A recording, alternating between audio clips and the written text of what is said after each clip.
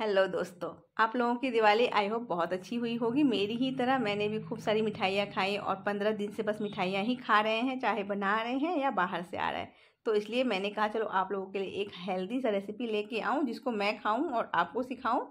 क्योंकि जब हम इतना सारा मीठा खाते हैं और ऑयली फूड खाते हैं, अनहेल्दी चीज़ें खाते हैं, तो फिर हम अपने हेल्थ का ध्यान रखना भी हमारा ही कर्तव्य बनता है। क्योंकि हमें दूसरा तो आएगा ही नहीं हमें हमारे हेल्थ का केयर करने, और इस चीज़ का तो हमें ही ध्यान रखना पड़ेगा। तो चलिए बनाते हैं एक हेल्दी सा करेला। करेला खाना बहुत ज़रूरी है क्योंकि आपने खाई है बहुत सारी मिठाई, और आपके ब्लड को प्योरीफाई करने के लिए मुझे करेला बनाना ही बनाना है। चलिए बनाते हैं करेला। इस करेला को बनाने के लिए आपका जो इसका जो बीटर टेस्ट है, जो करेला का कड़वा है, उसको नहीं हटाना है। आप करेला को धो लीजिए अच्छी तरह से और काट लीजिए, और इसको किसी भी तरह का आपको ना छीलना है, ना ही नमक पानी में डालना है, ना विनेगर में डालना है।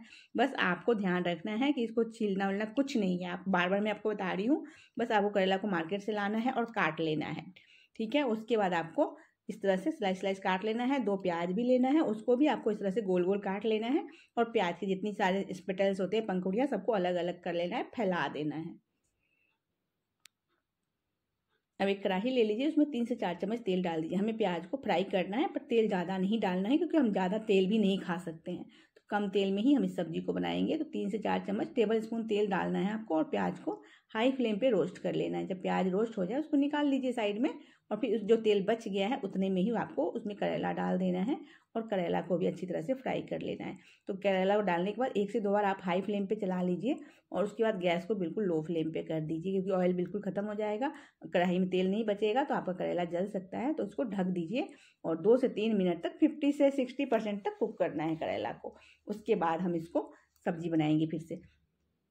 तो आपको इसको इस तरह से ढक ढक के 2 से 3 मिनट लगेगा आपको, और इस तरह से आपको बिल्कुल ढक ढक के इसको बीच बीच में चलाते रहिए।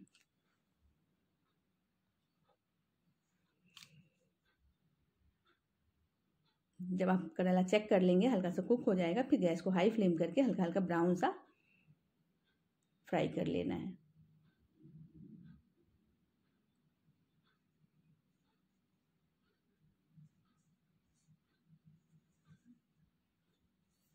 इधर मैंने आटा भी लगा लिया है और करेला भी मेरा रोस्ट हो गया है अच्छी तरह से। अब हम करेला को निकाल के एक प्लेट में रख लेंगे, और इस तरह से अगर आप प्लेट से निकालते हैं कढ़ाई से तो बहुत ही आसान से सब्जी निकल जाता है। तो आप एक बार निकाल के देखिएगा।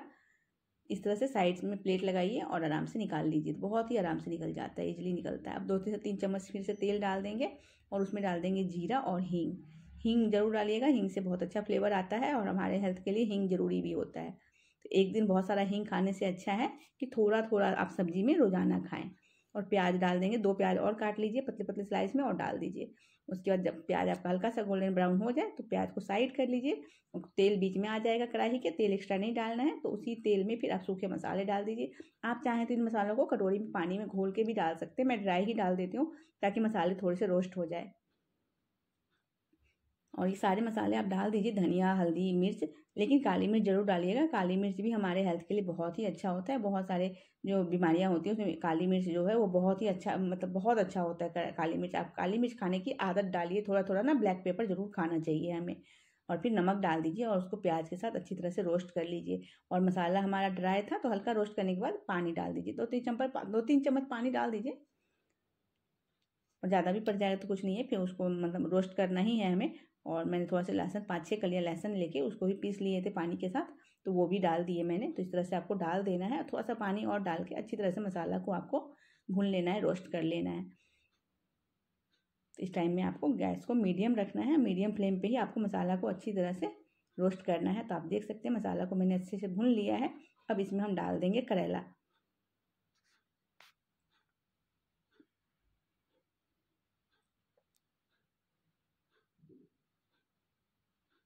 अब करेला को हाई फ्लेम पे आपको मसालों के साथ अच्छे से कोटिंग करना है। नमक हमने पहले ही डाल दिया है, तो नमक अब हमें नहीं डालना है, मसाले में हमने नमक डाल दिया है। अब पानी डाल देंगे, आधा कप के इतना पानी डाल दीजिए, 1 कप भी डाल सकते, कोई दिक्कत नहीं है। और इसको फिर से मीडियम फ्लेम पे या लो फ्लेम पे आपको अच्छी तरह से बाकी का जो करेला हमारा पकाना है 40-50, वो पका लीजिए। जब करेला आपका अच्छे से पक जाएगा, अच्छे से ढक के उसको 1 से 2 मिनट तक पका लीजिए। जब करेला आप चेक कर लीजिए कुक हो जाए, नमक वगैरह भी चाहे तो चेक कर लीजिए। मैंने साथ में आटा भी लगा लिया है, और मैं सुबह सुबह लंच में बना रही हूँ इसको। आज मैं यही लंच पैक करने वाली हूँ क्योंकि बहुत सारा मीठा खा लिए हैं, तो मैं यही लंच देने वाली हूँ। तो इस तरह से मैं हेल्दी लंच और हेल्दी जो रूटीन होता है वो फॉलो करती हूँ अपने लाइफ में, और वही चीज़ें मैं आपको सिखा रही हूँ। तो इसको आप ज़रूर बनाइए। साथ में आप क्रिस्पी रोटी बनाइए, बिल्कुल करारी करारी रोटी। और ये मल्टीग्रेन जो है आटा होता है वो वाली रोटी है, तो रोटी भी हमारी हेल्दी है, मल्टीग्रेन है। 5-7 अनाज को मिक्स करके बनाया जाता है, तो वो वाली आटा है, तो आटा भी हमारा बहुत हेल्दी है। और करेला जब आपका अच्छे से कुक हो जाए, फिर गैस उसको ढक्कन हटा दीजिए और अच्छी तरह से उसको आप भून लीजिए, मतलब ड्राई कर लीजिए अच्छे से। उसका जो पानी है, मॉइस्चर है, सुखा लेना है। हमें ड्राई सब्जी बनानी है, तो अच्छी तरह से आप उसको चला लीजिए, गैस को हाई फ्लेम करके करेला को अच्छी तरह से रोस्ट कर लीजिए। इधर मेरी सारी रोटियां भी बन गई है, जितना भी मुझे बनाना है। तो रोटी बन गया है और करेला को हाई फ्लेम पे अच्छी तरह से सेक लेती हूँ मैं। उसके बाद फिर से उस पर जो हमने प्याज को रोस्ट करके रखे हैं उसको डाल देंगे।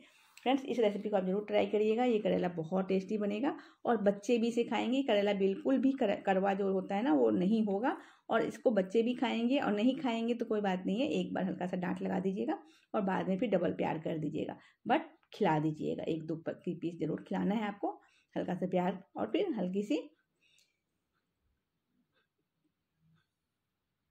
और इस तरह से आप बच्चों को भी खिलाइए और खुद भी खाइए और इन्जॉय कीजिए। बहुत सारा मीठा खाया है, और इस महीने आप 2 से 3 बार इसको ज़रूर बना के खा लीजिएगा, क्योंकि करेला खाना आपके लिए बहुत ज़रूरी है। बहुत मीठा खाया है आपने और हमने, और मैं तो बनाने ही वाली हूँ बार बार। मैंने दिवाली स्टार्ट होने से पहले भी एक दिन करेला बनाए थे और फिर आज भी बना रही हूँ। तो इस तरह से जब हम मीठी चीज़ें खाते हैं या हेल्दी चीज़ें खाते हैं, तो फिर हमें इस तरह से अपनी डाइट को बैलेंस में रखना चाहिए।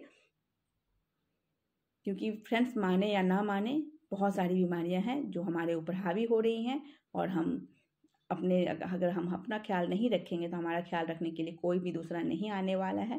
तो इसलिए हमें बीमार होने से पहले ही अपना ख्याल रख लेना है। तो इस तरह से जो कुछ मसाले होते हैं आपको ज़रूर इस्तेमाल करना है। और थोड़े से प्याज मैंने बचा रखे थे ऊपर से डालने के लिए, ताकि ये देखने में भी अच्छा लगता है, और आप इसको किसी को भी सर्व करेंगे तो वो बहुत ही चाव से खाएंगे, बहुत पसंद से खाएंगे। और एक दिन मैंने बनाए थे, अपनी मेट को खिलाया, वो खाती रह गई, बोली बहुत ही टेस्टी बना है, आपके हाथ में बहुत स्वाद है। तो फ्रेंड्स, इसको ज़रूर बनाइए और ज़रूर खाइए।